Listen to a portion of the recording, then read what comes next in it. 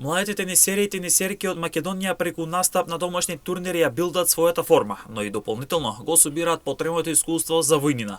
Оваа недела се одигра третиот турнир во Скопје на терените на тенискиот клуб Југ, а преку истиот повеќе македонски тенисери и тенисерки имаа можност да одиграат надпревари кои ќе им дадат искуство за војнина.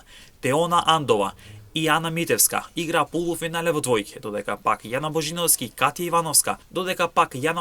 Кати Ивановска беа четвртфиналистки, а овие две тенисерки беа четвртфиналистки во поединечна конкуренција. Во машка конкуренција Амар Хусиновиќ за малку не успеа да обезбеди полуфинале, додека пак Александар Трифуновски беше четвртфиналист во конкуренција на двојки, а играше во трето коло во сингл.